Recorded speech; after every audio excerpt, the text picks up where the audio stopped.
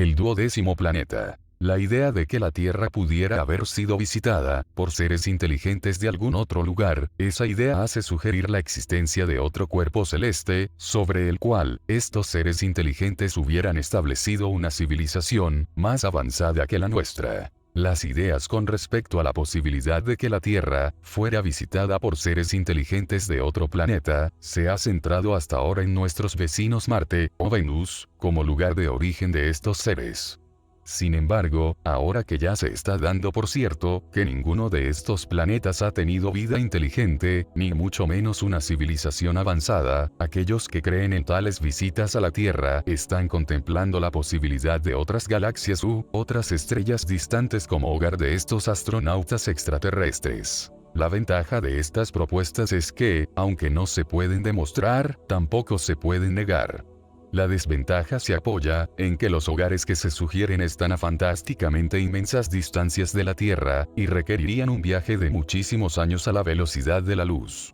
Los autores de tales propuestas defienden, por tanto, la posibilidad de que hubieran hecho un viaje solo de ida a la Tierra, un equipo de astronautas en una misión sin retorno, o, quizás, en una nave espacial perdida y sin control con la que hicieran un aterrizaje forzoso en la Tierra. Pero esta no es, precisamente, el conocimiento de los sumerios de la morada celeste de los dioses. Los sumerios aceptaban la existencia de tal morada celeste, de un lugar puro, de una primera morada.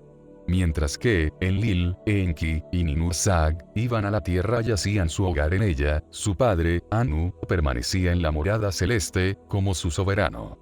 No solo hay referencias esporádicas en diversos textos, sino que también existen listas de dioses, detalladas donde se nombra a 21 parejas divinas de la dinastía, que precedieron a Anu, en el trono del lugar puro. El mismo, Anu, reinaba en una corte extensa, y de gran esplendor. Tal como contó Gilgamesh, y el libro de Ezequiel lo confirma, era un lugar con un jardín artificial, adornado por completo de piedras semipreciosas. Allí residía Anu, con su esposa oficial, Antu, y 6 concubinas, 80 descendientes, de los cuales 14 eran de Antu, un primer ministro, 3 comandantes a cargo de los Nu, naves espaciales, 2 comandantes de armas, 2 grandes maestros del conocimiento escrito, un ministro de la bolsa, 2 jefes de justicia, 2 que impresionan con sonido, y 2 jefes secretarios con 5 jefes asistentes del secretario. Los textos mesopotámicos se refieren con frecuencia a la magnificencia de la morada de Anu, y a los dioses y armas que guardaban su puerta. El relato de Adapa nos cuenta que el dios Enki, después de proporcionarle a este un Shem, le hizo tomar el camino hacia el cielo, y al cielo subió. Cuando llegó al cielo, se acercó a la puerta de Anu. Dumuzi y Ninhursag estaban allí de guardia, en la puerta de Anu. Custodiado por las armas divinas Sharur, cazador real, y Shargas, asesino real, el salón del trono de Anu era el lugar de la asamblea de los dioses. En tales ocasiones, regía un estricto protocolo, en el orden de entrada, y en los asientos. Enlil entra en el salón del trono de Anu, se sienta en el lugar de la tiara derecha, a la derecha de Anu. Ea entra en el salón del trono de Anu, se sienta en el lugar de la tiara sagrada, a la izquierda de Anu. Los dioses del cielo y de la tierra del antiguo Oriente Próximo no solo tenían su origen en los cielos, sino que también podían volver a la morada celeste. Anu bajaba a la tierra esporádicamente en visitas de estado. Ishtar subió a ver a Anu, al menos, en 2 ocasiones. El centro de Enlil en Nippur estaba equipado con un enlace cielo-tierra. Shamash era el encargado de las águilas y el lugar de lanzamiento de las naves espaciales. Gilgamesh fue al lugar de la eternidad y volvió a Uruk. Adapa también hizo el viaje y volvió para contarlo. Y lo mismo se puede decir del rey bíblico de Tiro. Varios textos mesopotámicos tratan del Apkayu, un término acadio que proviene del sumerio Augal, grande que dirige, o maestro que indica el camino. Gustav Butterbock determinó en un estudio titulado La tradición histórica y su diseño literario de los babilonios y hetitas, que estos eran los hombres pájaro representados como las águilas de las que ya hemos hablado. Los textos que hablaban de sus hazañas decían de uno de ellos que derribó a Inanna del cielo, para al templo Eanna hacerla descender.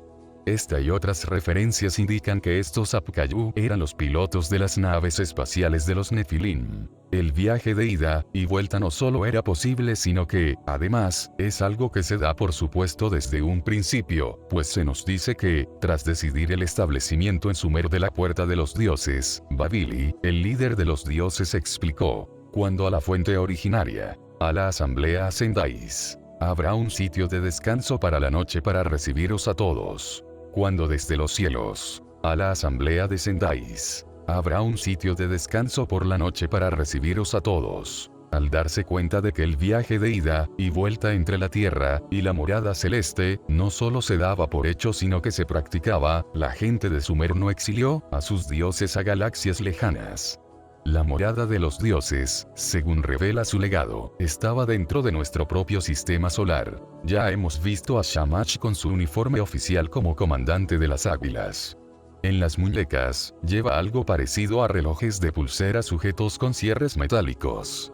En otras representaciones de las águilas, se puede observar que todos los importantes llevaban estos objetos. No sabemos si eran meramente decorativos o si tenían algún propósito útil. Pero todos los historiadores están de acuerdo en que estos objetos representaban una roseta, un racimo circular de pétalos irradiando desde un punto central. La roseta era el símbolo decorativo más común de los templos en todos los países de la antigüedad, predominante en Mesopotamia, Asia Occidental, Anatolia, Chipre, Creta y Grecia. Se acepta en general la idea de que la roseta, como símbolo del templo, era la materialización o la estilización de un fenómeno celeste, un sol circundado por sus satélites. El hecho de que los antiguos astronautas llevaran este símbolo en las muñecas da credibilidad a esta idea. Existe una representación de la puerta de Anu en la morada celeste que viene a confirmar el conocimiento en la antigüedad de un sistema celeste como el de nuestro Sol y sus planetas. La puerta está protegida por dos águilas, indicando con ello que sus servicios son necesarios para llegar a la morada celeste. El globo alado, el emblema de la suprema divinidad, está sobre la puerta como una corona. Está rodeado por los símbolos celestes del número 7 y la luna creciente, representando, creemos, a Anu protegido por el Lili, Enki. ¿Dónde están los cuerpos celestes que son representados por estos símbolos? ¿Dónde está la morada celeste? El antiguo artista responde aún con otra representación, la de una gran deidad que extiende sus rayos a 11 cuerpos celestes más pequeños que la rodean. Es la representación de un sol, orbitado por 11 planetas. No es esta una representación aislada, tal como se puede ver en otros sellos cilíndricos, como este del Museo de Berlín, en sesión de la Antigüedad del Oriente Próximo. Si ampliamos al dios o cuerpo celeste central del sello de Berlín, veremos que retrata a una gran estrella que emite rayos, rodeada por 11 cuerpos celestes o planetas. Estos a su vez, descansan sobre una cadena de 24 globos más pequeños. Es solo una casualidad que el número total de lunas o satélites de los planetas de nuestro sistema solar sea, exactamente, de 24. Los astrónomos excluyen los que tienen menos de 16 kilómetros de diámetro. Así pues, tenemos de dónde agarrarnos para afirmar que estas representaciones del Sol y 11 planetas reflejan nuestro sistema solar, pues los historiadores nos dicen que el sistema planetario, del cual la Tierra forma parte, está compuesto por el Sol, la Tierra, la Luna, Mercurio, Venus, Marte, Júpiter, Saturno, Urano, Neptuno y Plutón. En total, tendríamos el Sol y solo 10 planetas, si se cuenta a la Luna como un planeta. Pero esto no es lo que los sumerios decían.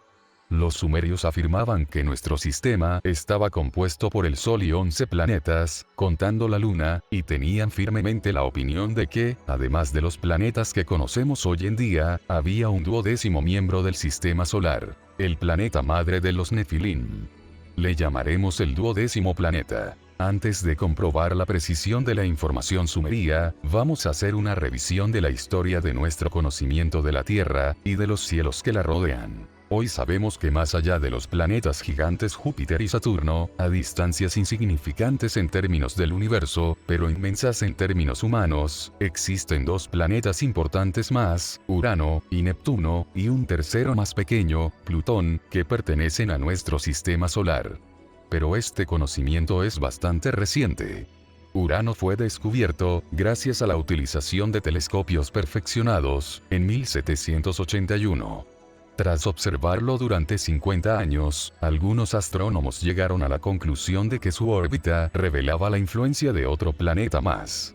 Guiados por estos cálculos matemáticos, el planeta desaparecido, llamado Neptuno, fue localizado por los astrónomos en 1846. Después, a finales del siglo XIX, se hizo evidente que Neptuno también se veía influenciado por otra atracción gravitatoria desconocida. ¿Acaso había otro planeta en nuestro sistema solar? El desconcierto se resolvió en 1930, con la observación y localización de Plutón. Así pues, hasta 1780, durante muchos siglos antes, la gente creía que había 7 miembros en nuestro sistema solar: Sol, Luna, Mercurio, Venus, Marte, Júpiter y Saturno. La Tierra no contaba como planeta, porque se pensaba que todos estos cuerpos celestes le daban vueltas a la Tierra, el cuerpo celeste más importante creado por Dios, con la creación más importante de Dios, el hombre, sobre ella. En los libros de texto se dice que fue Nicolás Copérnico el que descubrió que la Tierra es solo uno entre varios planetas de un sistema heliocéntrico, centrado en el Sol.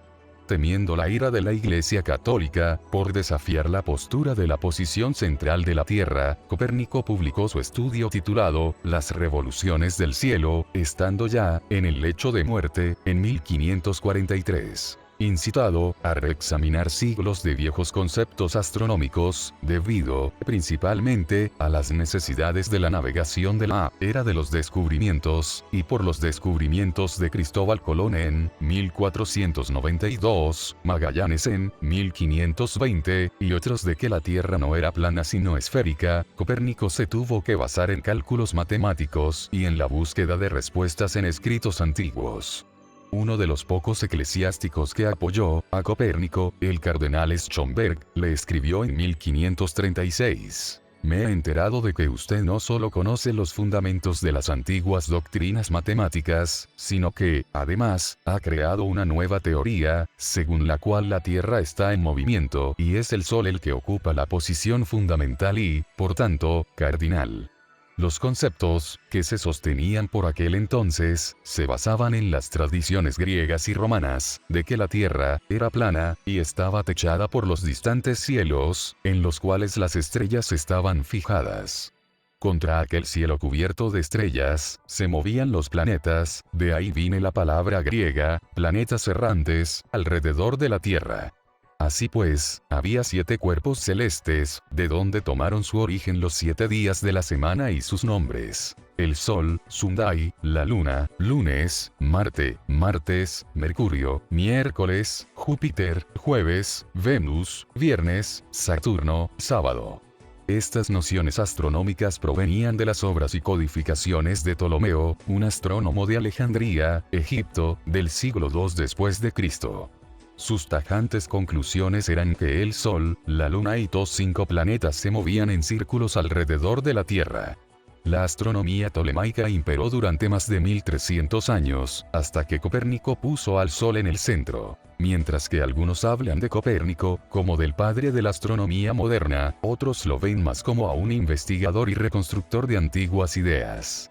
Lo cierto es que Copérnico estudió concienzudamente los escritos de los astrónomos griegos que precedieron a Ptolomeo, como Hiparco y Aristarco de Samos.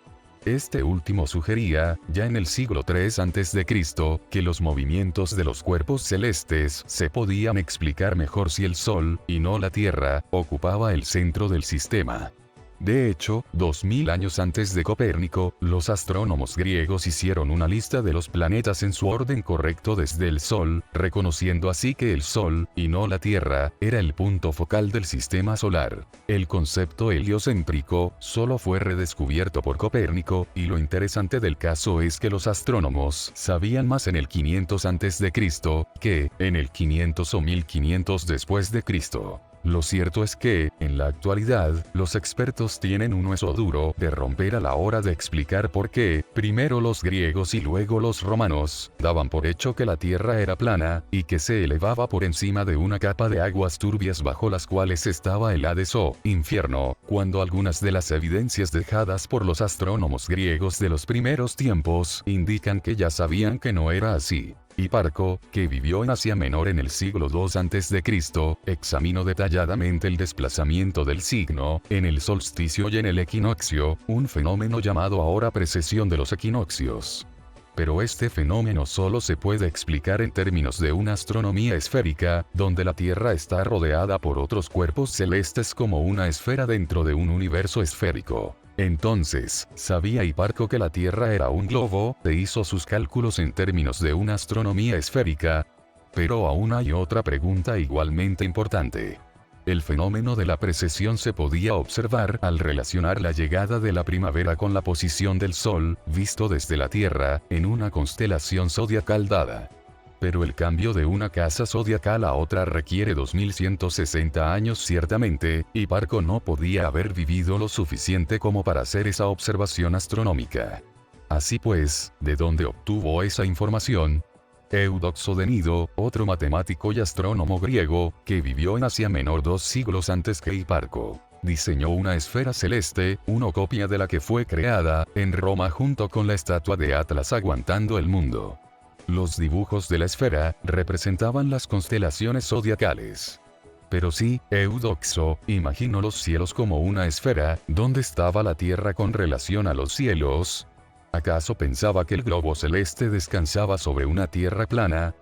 Una idea de lo más torpe, o es que sabía que la Tierra era esférica, y pensaba que estaba rodeada por la esfera celeste.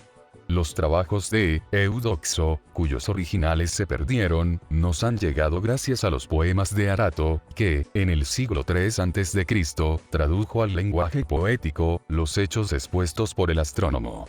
En este poema, que debió resultarle familiar a San Pablo, puesto que lo citó, se describen las constelaciones detalladamente, trazadas por todo alrededor, y remite su agrupación y denominación a una época muy remota. Algunos hombres de antaño han pensado, y diseñado, listas de nombres de objetos y encontrar formas apropiadas. ¿Quiénes fueron los nombres de antiguo, a los cuales atribuía Eudoxo la denominación de las constelaciones? Basándose en ciertas pistas del poema, los astrónomos modernos creen que los versos griegos describen los cielos tal como se veían en Mesopotamia, alrededor del 2200 a.C. El hecho de que tanto Hiparco como Eudoxo vivieran en Asia Menor, aumenta las probabilidades de que obtuvieran sus conocimientos de fuentes hititas. Quizás, incluso visitaron la capital hitita, y vieron allí la divina procesión tallada en las rocas. Pues entre los dioses que desfilan, hay dos hombres toro que sostienen un globo, una imagen que bien pudiera haber inspirado a Eudoxo para esculpir el Atlas y la esfera celeste. Estaban los primeros astrónomos griegos, que vivían en Asia Menor, mejor informados que sus sucesores, debido a que pudieron beber de fuentes mesopotámicas. Hiparco, de hecho, confirmó en sus escritos que sus estudios se basaron en un conocimiento acumulado y verificado durante milenios. Y nombró a sus mentores, los astrónomos babilonios de Erech, Borsipa y Babilonia. Gémino de Rodas indicó a los caldeos, los antiguos babilonios, como los descubridores de los movimientos exactos de la luna. El historiador Diodoro Sículo, en el siglo I a.C., confirmó la exactitud de la astronomía mesopotámica, y afirmó que los caldeos dieron nombre a los planetas. En el centro de su sistema estaba el Sol, la luz más grande, del cual los planetas eran descendientes, reflejando la posición y el brillo del Sol. La fuente reconocida del conocimiento astronómico griego era, entonces, Caldea. Invariablemente, aquellos primitivos caldeos poseían un conocimiento mayor y más preciso que el de los pueblos que les siguieron. Durante generaciones, por todo el mundo antiguo, el nombre caldeo fue sinónimo de observadores de estrellas, de astrónomos. Dios le decía a Abraham, que salió de Ur de los caldeos, que mirará a las estrellas, cada vez que hablaba de las futuras generaciones hebreas. De hecho, el Antiguo Testamento está repleto de información astronómica. José se comparaba a sí mismo y a sus hermanos con 12 cuerpos celestes, y el patriarca Jacob bendijo a sus 12 hijos relacionándolos con las 12 constelaciones del zodíaco. En los Salmos y en el libro de Job se refieren una y otra vez a fenómenos celestes, a las constelaciones del zodíaco y a otros grupos de estrellas, como las Pléyades.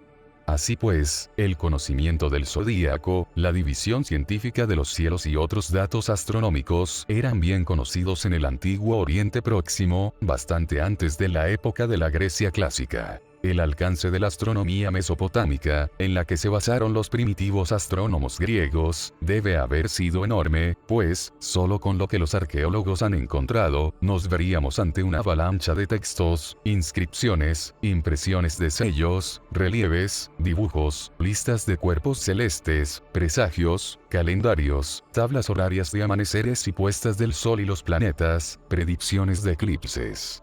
Muchos de estos textos tardíos eran, ciertamente, más astrológicos que astronómicos por naturaleza. Los cielos y los movimientos de los cuerpos celestes parecían ser la principal preocupación de los poderosos reyes, de los sacerdotes de los templos y de la gente de la tierra en general. El objetivo de los observadores de estrellas parecía ser el de encontrar en los cielos la respuesta al curso de los asuntos en la tierra: guerra, paz, abundancia, hambruna. Compilando y analizando centenares de textos del primer milenio antes de Cristo, Reginald Campbell Thompson, en su libro titulado Los informes de los magos y astrólogos de Nínive y Babilonia, pudo demostrar que estos observadores de estrellas estaban interesados en el destino de la Tierra, de su gente y de su soberano desde un punto de vista nacional, y no se preocupaban del destino individual, como ocurre en la actualidad con la astrología horoscópica. Si la luna en el momento calculado no se ve, habrá una invasión de una poderosa ciudad. Si un cometa se cruza con el sendero del Sol, el flujo del campo descenderá. Un tumulto sucederá 2 veces. Si Júpiter va con Venus, las oraciones de la Tierra alcanzarán el corazón de los dioses. Si el Sol se coloca en la posición de la Luna, el rey de la Tierra estará seguro en el trono. Incluso esta astrología precisaba de un conocimiento astronómico amplio y preciso, conocimiento sin el cual no se hubieran podido hacer los presagios. Los mesopotámicos, en posesión de tales conocimientos, distinguían entre las estrellas fijas y los planetas errantes, y sabían que, el Sol y la Luna, ni eran estrellas fijas ni planetas ordinarios. Estaban familiarizados con los cometas, los meteoritos, y otros fenómenos celestes, y podían calcular las relaciones entre los movimientos del Sol, la Luna, y la Tierra, y predecir eclipses. Seguían los movimientos de los cuerpos celestes y los relacionaban con la órbita de la Tierra, y con la rotación a través del sistema helíaco, sistema que aún se utiliza hoy, y que mide la salida y la puesta de las estrellas, y los planetas en los cielos de la Tierra con relación al Sol. Para seguir el rastro de los movimientos de los cuerpos celestes y sus posiciones en los cielos con relación a la Tierra y entre sí, los babilonios y los asirios disponían de unas precisas tablas de efemérides. En ellas se listaban y se predecían hechos, episodios, celebraciones, conmemoración de eventos, acontecimientos, y las posiciones futuras de los cuerpos celestes. El profesor George Sarton, en su libro Astronomía Caldea de los últimos 3 siglos antes de Cristo, descubrió que las habían calculado según 2 métodos. Uno tardío, utilizado en Babilonia, y otro más antiguo, de Uruk. Pero el descubrimiento inesperado es que el más antiguo, el método de Uruk, era más sofisticado y preciso que el sistema tardío, y justificó esta sorprendente situación concluyendo que las erróneas nociones astronómicas de griegos y romanos vinieron como resultado del cambio a una filosofía que explicaba el mundo en términos geométricos, mientras que los sacerdotes astrónomos de Caldea seguían las fórmulas y las tradiciones prescritas de Sumer. El descubrimiento de las civilizaciones mesopotámicas, realizado con las excavaciones efectuadas en los últimos 100 años, no deja lugar a dudas de que, tanto en el campo de la astronomía, como en otros muchos campos, las raíces de nuestro conocimiento están profundamente arraigadas en Mesopotamia.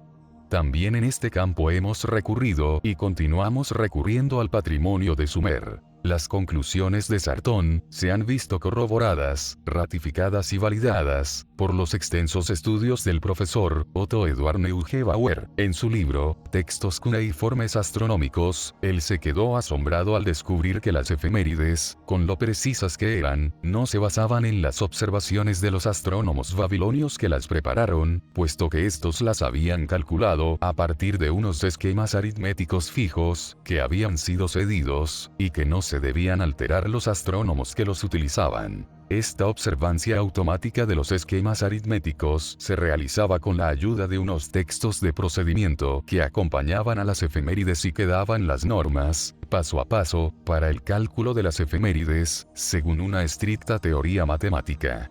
Neugebauer llegó a la conclusión de que los astrónomos babilonios ignoraban las teorías sobre las que se basaban las efemérides y sus cálculos matemáticos, y admitió también que el fundamento del cual está basado en la experiencia y en la observación de los hechos y teóricos de estas precisas tablas se les escapa también, en gran medida, a los expertos modernos. Sin embargo, está convencido de que las antiguas teorías astronómicas deben haber existido, porque es imposible diseñar unos esquemas de cálculo tan complicados sin un plan sumamente elaborado.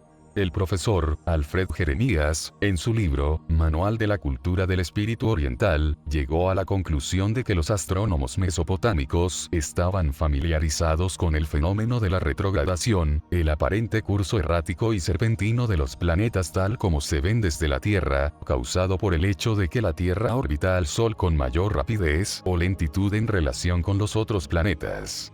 La trascendencia de este conocimiento radica no solo en el hecho de que la retrogradación es un fenómeno relacionado con las órbitas alrededor del Sol, sino también en el hecho de que se debió requerir de largos periodos de observación para dominarla y trazarla. ¿Dónde se desarrollaron estas complicadas teorías, y quién hizo esas observaciones sin las cuales jamás se habrían podido desarrollar?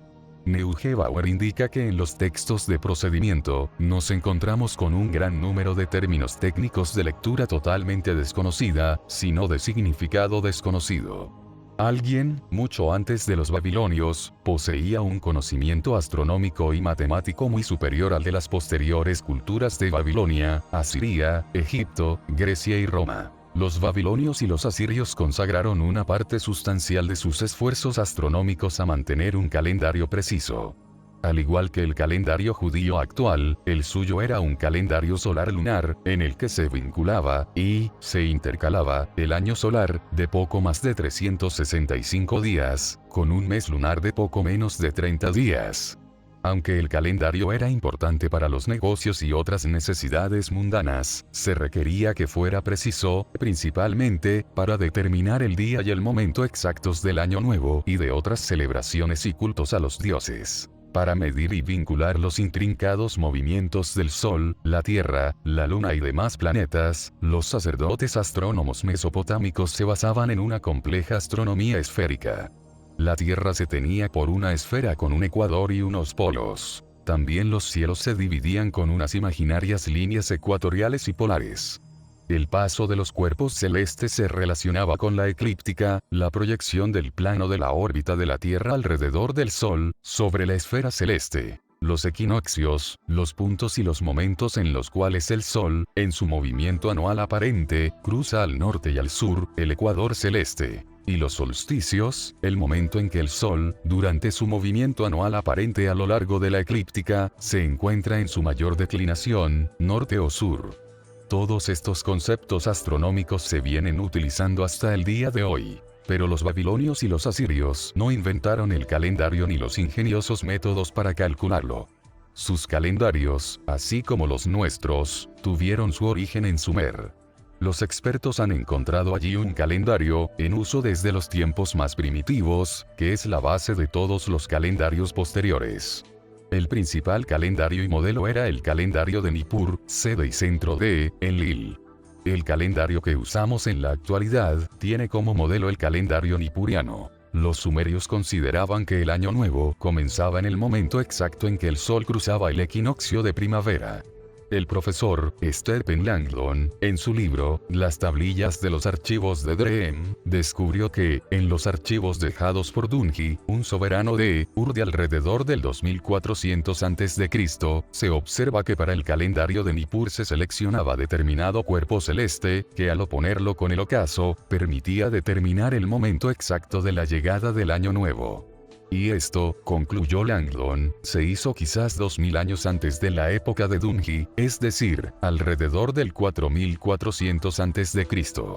¿Acaso es posible que los sumerios, casi sin instrumental, tuvieran, no obstante, el sofisticado saber hacer astronómico y matemático que requieren una geometría y una astronomía esféricas? Pues sí, lo tenían, y su lenguaje lo demuestra. Tenían un término, du, que significaba, en astronomía, la circunferencia del mundo de 360 grados, en relación con la cual hablaban ellos de la curvatura o arco de los cielos. Para sus cálculos astronómicos y matemáticos, crearon el Anur, que significaba, un horizonte celeste, imaginario, contra el cual podían calcular la salida del Sol, y el ocaso de los cuerpos celestes. En perpendicular a este horizonte, extendieron una línea vertical imaginaria, el Nubusarda. Con su ayuda obtenían el cenit, al que llamaban Ampa. Trazaron las líneas a las que llamamos meridianos y las llamaban los yugos graduados. Y a las líneas de latitud les llamaban líneas medias del cielo. A la línea de latitud que marca el solsticio de verano, por ejemplo, la llamaban Anvil, significaba punto ígneo de los cielos. Las obras maestras literarias acadías, hurritas, hititas y de otras culturas del antiguo Oriente Próximo, por ser traducciones o versiones de originales sumerios, estaban repletas de palabras prestadas del sumerio, muchas de las cuales tenían relación con fenómenos y cuerpos celestes.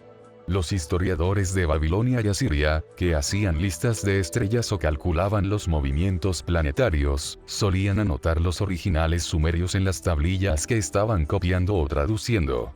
Los 25.000 textos dedicados a la astronomía y a la astrología que se dice que había en la biblioteca de Asurbanipal en Nínive, llevaban con frecuencia el reconocimiento de sus orígenes sumerios. Los sabios de la principal serie astronómica, que los babilonios llamaban el Día del Señor, declaraban haberla copiado de una tablilla sumeria escrita en la época de Sargón de Akkad, en el tercer milenio antes de Cristo. Una tablilla fechada en la tercera dinastía de Ur, también en el tercer milenio antes de Cristo, describe y hace una relación tan clara de los cuerpos celestes, que los expertos modernos tienen pocas dificultades en reconocer el texto como una clasificación de constelaciones, entre las que están la Osa Mayor, el Dragón, Lira, Cisne y Cefeo, y el Triángulo, en los cielos septentrionales. Orión, Can Mayor, Hidra, el Cuervo y el Centauro en los cielos meridionales, y las familiares constelaciones zodiacales en la banda celeste central. En la antigua Mesopotamia, los secretos del conocimiento celeste se guardaban, se estudiaban y transmitían a través de una casta de sacerdotes astrónomos. Fue así, quizás por actitud que, a los tres sabios, que se les da el mérito de habernos devuelto esta ciencia perdida caldea, tuvieran que ser también sacerdotes, pero, en este caso, jesuitas. Sus nombres son Joseph Epping, Johann Strassmann y Franz Xaver Kugler. Kugler, en su obra maestro, Servicio de Astronomía y Estrellas en Babel, analizó, descifró, clasificó y explicó gran cantidad de textos y listas. En cierto caso, volviendo hacia abajo los cielos matemáticamente, fue capaz de demostrar que una lista de 33 cuerpos celestes, de los cielos babilonios del 1800 a.C., estaba hábilmente dispuesta de acuerdo con las agrupaciones que se hacen hoy en día. Tras un enorme trabajo de decisión sobre cuáles eran los verdaderos grupos y cuáles eran, simplemente, subgrupos, la comunidad astronómica mundial acordó, en 1925, dividir los cielos, tal como se ven desde la Tierra, en tres regiones, septentrional, central y meridional, y agrupar las estrellas en ellos en 88 constelaciones. Al final, resultó que no había nada nuevo en esta disposición, ya que los sumerios habían sido los primeros en dividir los cielos en tres bandas o caminos, el camino septentrional, al que se le puso el nombre de Enlil, el meridional, al que se le puso el nombre de Ea, y la banda central, que fue el camino de Anu, y en asignarles diversas constelaciones. La banda central de hoy en día, la banda de las 12 constelaciones del zodíaco, se corresponde exactamente con el camino de Anu, en el cual los sumerios agruparon las estrellas en 12 casas. En la antigüedad, al igual que hoy, el fenómeno estaba relacionado con el concepto del zodíaco. El gran círculo de la Tierra alrededor del Sol se dividió en 12 partes iguales, de 30 grados cada una. Las estrellas que se veían en cada uno de estos segmentos, o casas, se agruparon en una constelación, cada una de las cuales recibió un nombre, en función de la forma que las estrellas del grupo parecían crear. Debido a que las constelaciones y sus subdivisiones, incluso las estrellas individuales dentro de las constelaciones, llegaron a la civilización occidental con nombres y representaciones completamente prestados de la mitología griega, el mundo occidental creyó durante casi 2 milenios que habían sido los griegos los que habían conseguido este logro. Pero, en la actualidad, vemos claramente que los primitivos astrónomos griegos adaptaron a su lengua, y a su mitología, una astronomía ya construida por los sumerios. Ya hemos indicado de qué forma obtuvieron sus conocimientos Hiparco, Eudoxo, y otros.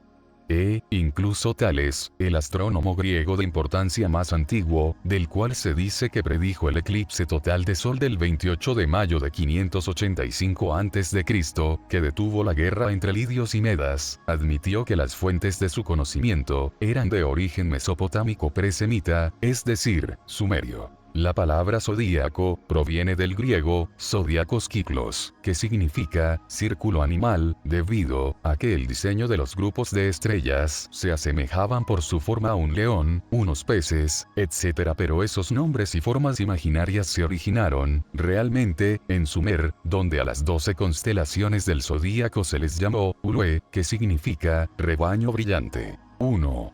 Guana significa toro celeste, este era Tauro. 2. Mashtaba significa gemelos, nuestro Géminis. 3. Dub significa pinzas, tenazas, el cangrejo o cáncer. 4. Úrgula significa león, al que llamamos Leo. 5. Absin significa el padre de ella era Sin, la doncella, este es Virgo. 6. Sivana significa destino celeste, la balanza o libra. 7. Hirtab significa lo que pinza y corta, al que llamamos Escorpio. 8. Pavil significa defensor, el arquero, este es Sagitario. 9. Surmash significa pez cabra, nosotros le llamamos Capricornio. 10. Gu significa señor de las aguas, el aguador, nosotros lo conocemos como Acuario. 11.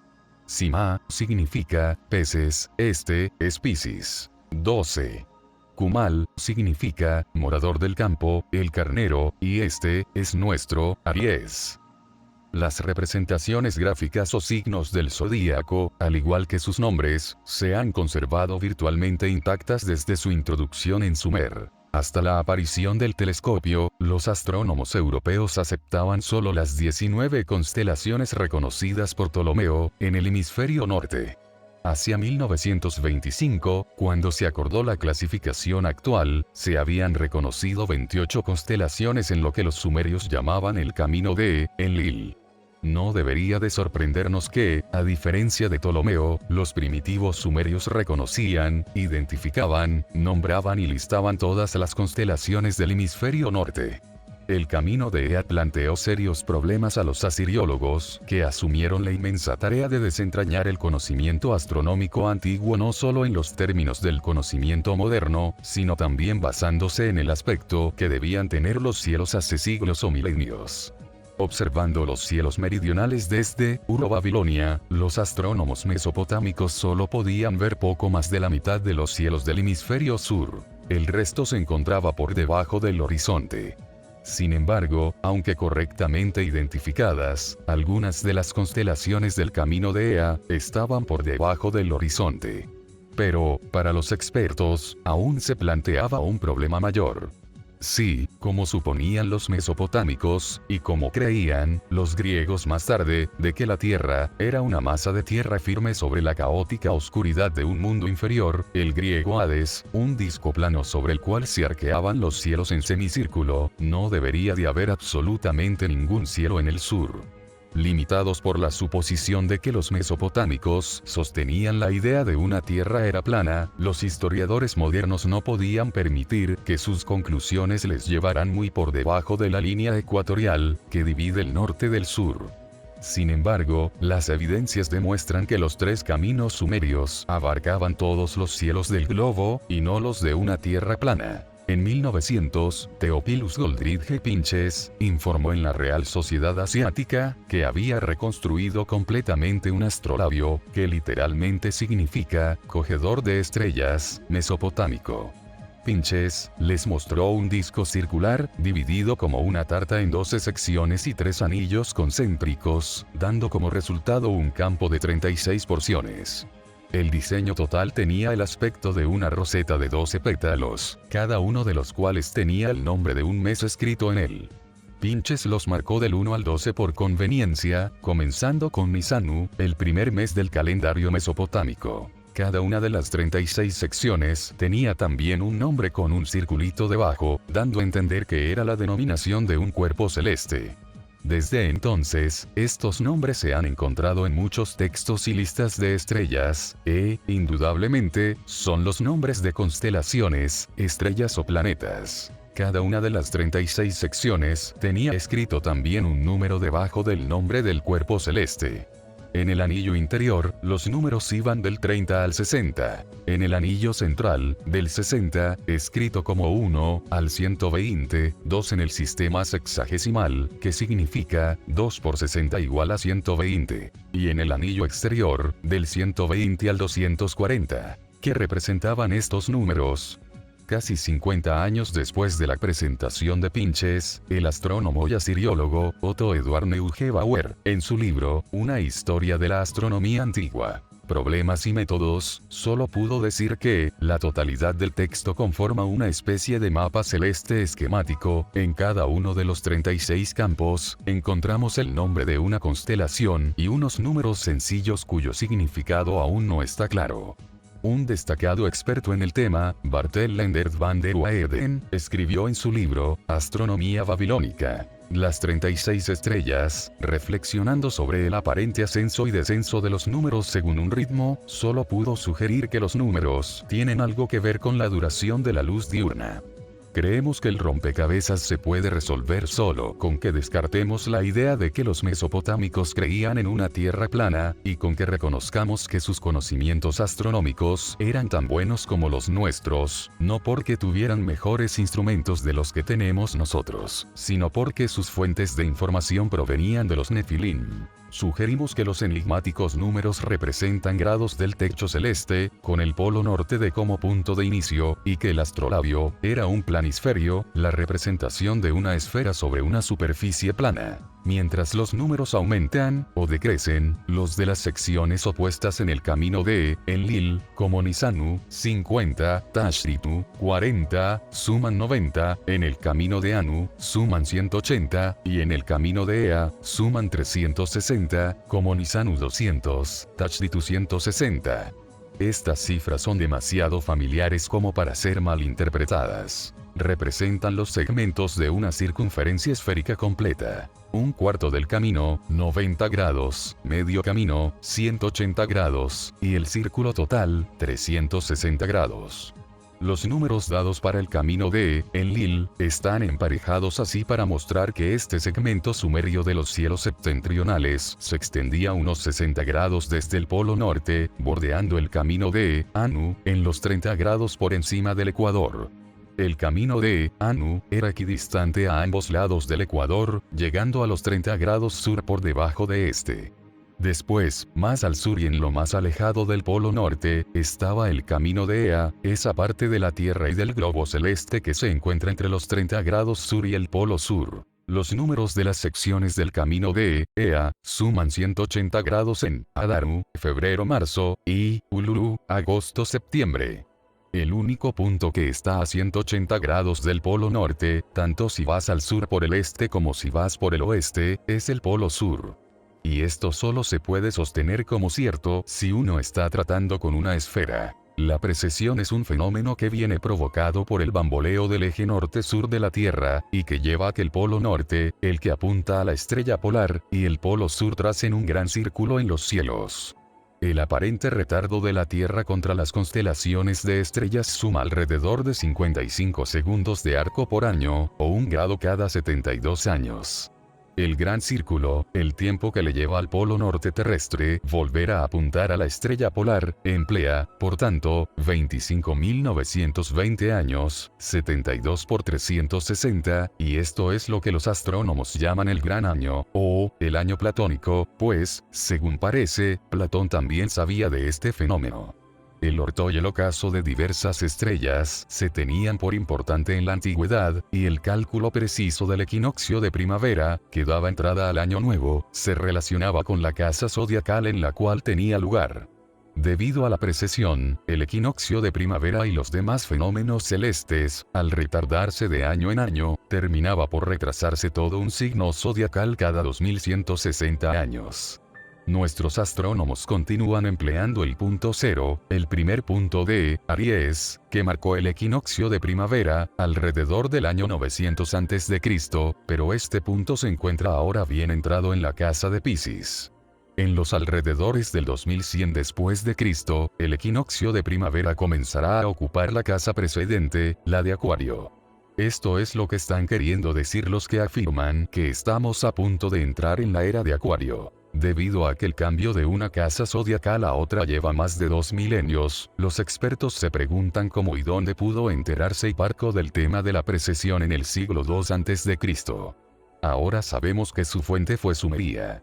Los descubrimientos del profesor Langdon revelan que el calendario nipuriano, establecido alrededor del 4400 a.C., en la era de Tauro, refleja el conocimiento de la precesión y el cambio de casas zodiacales, que tuvo lugar 2160 años antes de ese. El profesor Jeremías, que vinculó los textos astronómicos mesopotámicos con los textos astronómicos hititas, también era de la opinión de que las tablillas astronómicas más antiguas registraban el cambio de Tauro a Aries, y llegó a la conclusión de que los astrónomos mesopotámicos predijeron y anticiparon el cambio de Aries a Piscis. Suscribiéndose a estas conclusiones, el profesor William Mer, en su libro, La historia más temprana de las constelaciones en el cercano oriente, sugería que los sumerios dejaron abundantes evidencias gráficas a tal efecto. Cuando el equinoccio de primavera estaba en el signo de Tauro, el solsticio de verano tenía lugar en Leo. Artner llamó la atención sobre el recurrente motivo del combate entre un toro y un león que aparece en las representaciones sumerias de las épocas más primitivas, y sugirió que estos motivos reflejaban las posiciones claves de las constelaciones de Tauro, Toro, y Leo, León, para un observador en los 30 grados norte, la posición de Ur, alrededor del 4000 a.C. La mayoría de los expertos consideran que la insistencia de los sumerios en Tauro como su primera constelación no solo es una evidencia de la antigüedad del zodíaco, fechado en los alrededores del 4000 a.C., sino también una prueba del momento en que la civilización sumeria tuvo sus repentinos comienzos. El profesor Alfred Jeremías, en su libro El Antiguo Testamento a la luz del Antiguo Oriente, encontró evidencias que demostraban que el punto cero cronológico zodiacal sumerio se puso precisamente entre el Toro y los Gemelos. Por este y por otros datos, llegó a la conclusión de que el zodíaco se trazó en la era de Géminis, los Gemelos, es decir, aún antes de que comenzara la civilización sumeria. Una tablilla sumeria que hay en el Museo de Berlín, VAD 7847, comienza la lista de constelaciones zodiacales con la de Leo, con lo que nos remonta a los alrededores del 11.000 a.C., cuando el hombre recién comenzaba a labrar la tierra. Pero el profesor Hermann Vollrath-Hilprecht, que escribió el libro La expedición babilónica de la Universidad de Pensilvania, fue aún más lejos. estudiando miles de tablillas que llevaban tabulaciones matemáticas, llegó a la conclusión de que todas las tablas de multiplicación y de división de las bibliotecas de los templos de Nippur y Sipar, y de la biblioteca de Asurbanipal, en Nínive, se basan en el número 12.960.000.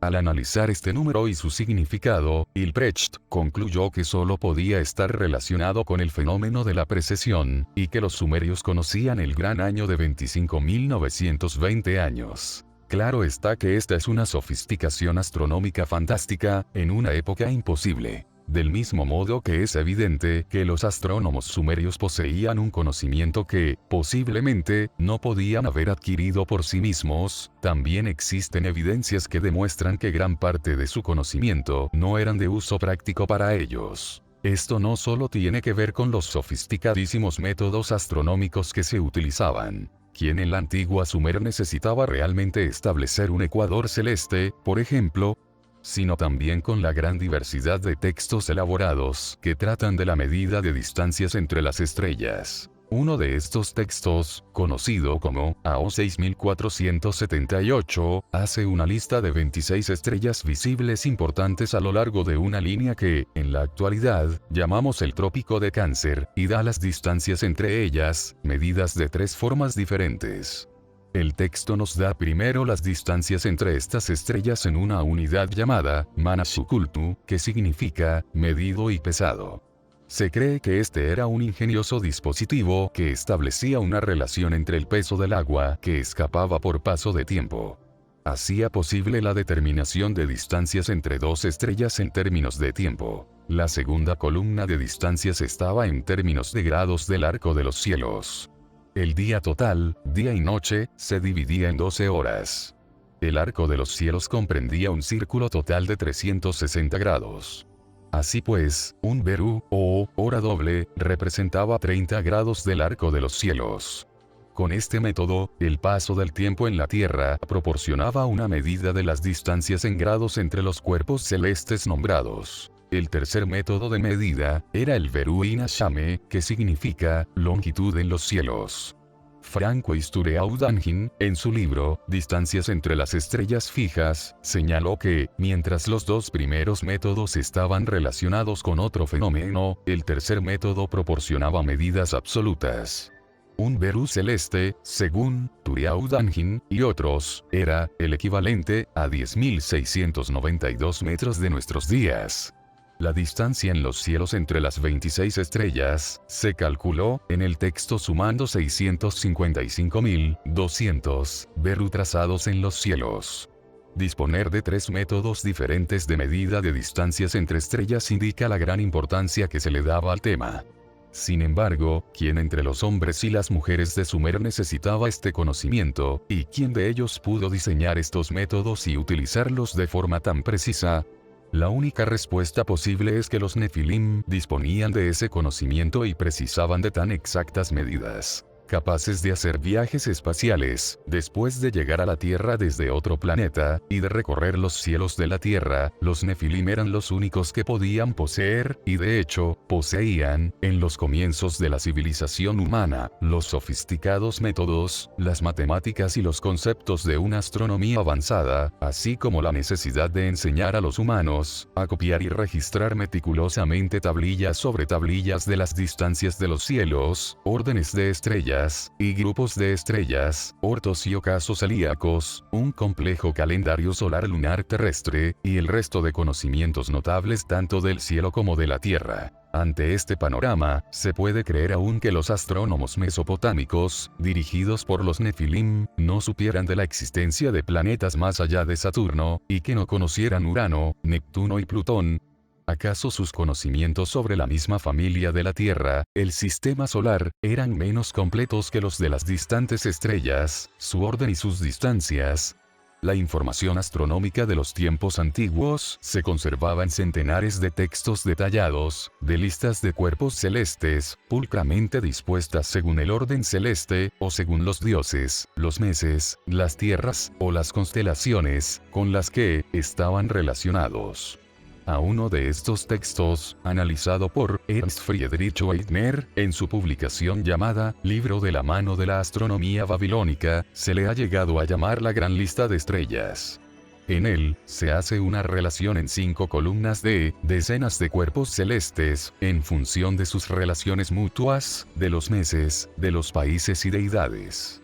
Otro texto lista correctamente las principales estrellas de las constelaciones zodiacales. Un texto indexado como BM 86378 ordenaba, en su parte no deteriorada, 71 cuerpos celestes, por su situación en los cielos. Y acerca de textos así podríamos estar hablando una, y otra vez. Gran cantidad de expertos se esforzaron por dar sentido a esta legión de textos, y en particular por identificar correctamente los planetas de nuestro sistema solar, aunque sus resultados parecen ser confusos. Como ya sabemos, sus esfuerzos estaban condenados al fracaso debido a la incorrecta suposición de que los sumerios y sus sucesores no sabían que el sistema solar era heliocéntrico, que la Tierra no era más que otro planeta, y que había más planetas más allá de Saturno. Al pasar por alto la posibilidad de que algunos de los nombres de las listas de estrellas se le pudieran aplicar a la misma Tierra, y al intentar aplicar los otros muchos nombres y epítetos solo a los 5 planetas que, según creían, conocían los sumerios, los expertos terminaron llegando a conclusiones conflictivas. Algunos de ellos llegaron a sugerir que la confusión no era suya, sino de los caldeos. Por algún motivo desconocido, dicen, los caldeos intercambiaron los nombres de los 5 planetas conocidos. Los sumerios se referían a todos los cuerpos celestes como planetas, estrellas, o constelaciones, como Mul, lo que brilla en las alturas. El término acadio Kakat fue aplicado también por babilonios y asirios, para designar a cualquier cuerpo celeste. Esta práctica acabó frustrando a los expertos, que intentaban desentrañar los antiguos textos astronómicos. Pero algunos Mul, a los que se calificaba de Luvad, designaban claramente a los planetas de nuestro sistema solar. Sabiendo que el nombre griego para los planetas era errantes, los expertos tradujeron la palabra Luvad como oveja errante, a partir de la palabra Lu, que significa aquello que se pastorea, y la palabra Vad, que significa alto y muy lejos. Pero, ahora que hemos mostrado que los sumerios eran plenamente conscientes de la verdadera naturaleza de nuestro sistema solar, la palabra Vad también tenían otros significados, tales como lo antiguo, la fundación, y aquel donde está la muerte. Todos estos asumen una importancia directa. Estos últimos son epítetos adecuados para el Sol, de donde se sugiere que, Luvad, los sumerios no lo tomaban simplemente como oveja errante, sino oveja pastoreada por el Sol, los planetas de nuestro Sol. La situación y las relaciones de los Luvad entre ellos y con el Sol se describían en muchos textos astronómicos mesopotámicos. Había referencias a aquellos planetas que están arriba, y a aquellos que están debajo, y Kugler conjeturó acertadamente que el punto de referencia era la misma Tierra. Pero, en su mayor parte, los planetas de los que se hablaban en escritos de los textos astronómicos, trataban de Mulmul, un término que tenía a los expertos en la incertidumbre. Sin ideas de una solución mejor, la mayoría de los expertos acabaron coincidiendo en que el término Mulmul identificaba a las Pléyades, un grupo de estrellas de la constelación de Tauro, y el único por el que pasaba el eje del equinoccio de primavera, tal como se veía desde Babilonia, en los alrededores del 2200 a.C. Los textos mesopotámicos solían indicar que el Mulmul estaba compuesto por 7 Lumash, 7 errantes que están muy familiarizados, y los expertos asumieron que se trataba de los miembros más brillantes de las Pléyades, que se pueden ver con el ojo desnudo. El hecho de que, según la clasificación, del grupo de brillantes estrellas tenga 6 y 9, y no 7, planteaba un problema. Pero se dejó de lado por falta de una idea mejor sobre el significado de Mulmul. Franz Kugler, en su libro, Servicio de Astronomía y Estrella en Babel, aceptó con gran disgusto las Pléyades como solución, pero expresó su asombro cuando descubrió que, en los textos mesopotámicos se afirmaba, sin ningún tipo de confusión que, Mulmul, incluía no solo a los errantes planetas, sino también al Sol y a la Luna, con lo que la idea de las Pléyades se hacía insostenible. Kugler también se encontró con textos que afirmaban claramente que Mulmul Ulshu 12, lo cual significa, Mulmul es un grupo de 12, de los cuales 10 formaban un grupo diferenciado. Sugerimos que el término Mulmul se refería al sistema solar, utilizando la repetición Mulmul para indicar el grupo como una totalidad, como el cuerpo celeste que comprende todos los cuerpos celestes. Charles Viroyaud, en su libro, La astrología caldea, transliteró un texto mesopotámico, K3558, que describe a los miembros del grupo, Mulmul, o, Kakabu Kakabu.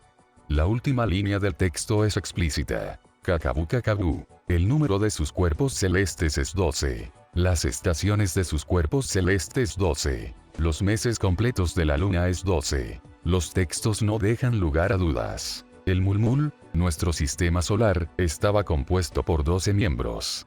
Quizás no debería de sorprendernos, pues el historiador griego, Diodoro, al explicar los 3 caminos de los caldeos, y el consiguiente listado de 36 cuerpos celestes, afirmaba que de aquellos dioses celestes, 12 poseen autoridad principal. A cada uno de estos, los caldeos les asignan un mes y un signo del zodíaco. Ernst Weidner, cuando publicó su libro, El Zodíaco y los Senderos en el Cielo, informó que, junto con el camino de Anu, y sus 12 constelaciones zodiacales, algunos textos se referían también al camino del Sol, que, estaba compuesto también por 12 cuerpos celestes. El Sol, la Luna, y 10 más. La línea 20 de la llamada tablilla, T, dice, Napar 12 Sheremesh Shala Shaka Kablu Shasinu Shamachina Libi Tiku. Esto significa, todo en todo, 12 miembros a donde la luna y el sol pertenecen, donde orbitan los planetas. Ahora podemos comprender la importancia del número 12 en el mundo antiguo. El gran círculo de dioses sumerios, y, por tanto, de los dioses olímpicos, estaba compuesto exactamente por 12 miembros. Los dioses más jóvenes solo podían entrar en este círculo si se retiraban los dioses más viejos. Del mismo modo, cualquier puesto libre se tenía que ocupar para mantener el número divino de 12. El principal círculo celeste, el camino del Sol con sus 12 miembros, establecía el modelo según el cual cualquier otra franja celeste se dividía en 12 segmentos, o se le asignaban 12 cuerpos celestes de importancia. Por consiguiente, el año tenía 12 meses y el día tenía 12 horas dobles. A cada división de Sumer se le asignaban 12 cuerpos celestes como medida de buena suerte. Muchos estudios como el de Stephen Langdon, quien en su libro Menologies babilónico y los calendarios semitas, Menologies, significa registro de meses, en él muestran que la división del año en 12 meses estaba relacionada, desde sus comienzos, con los 12 grandes dioses. Fritz Hommel publicó el libro La astronomía de la antigua Caldea, y en el cual y otros después de él, demostraron que los 12 meses estaban estrechamente conectados con los 12 signos zodiacales, y que ambos se derivaban de los 12 cuerpos celestes principales. Charles Francois Jean, es su libro, Lexicología Sumerio. La lexicología es el estudio de las unidades léxicas de una lengua y de las relaciones sistemáticas que se establecen entre ellas. Reprodujo una lista sumeria de 24 cuerpos celestes que emparejaban a las 12 constelaciones zodiacales con los 12 miembros del sistema solar. En un largo texto, identificado por Francois Tureaud-Angin, quien también publicó el libro Rituales Acadios, lo señala como un programa del templo para la festividad de Año Nuevo en Babilonia. Las evidencias para la consagración del 12 como fenómeno celeste central son persuasivas. El gran templo, el Esagila, tenía 12 puertas. Marduk se revestía de los poderes de todos los dioses celestes al recitarse 12 veces la declaración Mi Señor, no es Él mi Señor. Después, se invocaba la misericordia del dios 12 veces, y la de su esposa 12 veces. El total de 24 se emparejaba entonces con las 12 constelaciones del zodíaco y los 12 miembros del sistema solar. En un mojón de piedra, tallado por un rey de Susa, con los símbolos de los cuerpos celestes, se representan estos 24 signos. Los 12 signos familiares del zodíaco, y los símbolos que representan a los 12 miembros del sistema solar. Estos eran los 12 dioses astrales de Mesopotamia, así como de los hurritas, los hititas, los griegos y todos los demás panteones de la antigüedad. Aunque nuestra base de cálculo natural es el número 10, el número 12 se impregnó en todos los temas celestes y divinos mucho antes de que los sumerios desaparecieran. Hubo 12 titanes griegos, 12 tribus de Israel, 12 partes en el mágico pectoral del sumo sacerdote de Israel. El poder de este 12 celeste se transmitió a los 12 apóstoles de Jesús, incluso, en nuestro sistema decimal contamos del 1 al 12, y solo tras el 12 volvemos al 10 y 3 13 10 y 4 14, etc. ¿De dónde surgió, pues, este poderoso y decisivo número 12? De los cielos. Pues el sistema solar, el Mulmul, incluía también, además de todos los planetas que conocemos, el planeta de Anu. El símbolo de Anu era representado en la escritura sumeria como un cuerpo celeste radiante y a lo divino. El Karkat, del cetro supremo, es una de las ovejas en el Mulmul, explicaba un texto astronómico. Y, cuando Marduk usurpó la supremacía, y sustituyó a Anu como el dios asociado a este planeta, los babilonios dijeron: el planeta de Marduk dentro de Mulmul aparece. Al enseñarle a la humanidad la verdadera naturaleza de la tierra y los cielos, los Nefilim no solo informaron a los antiguos sacerdotes astrónomos de la existencia de los planetas más allá de Saturno, sino también de la existencia del planeta más importante, aquel del cual vinieron, el 12º planeta.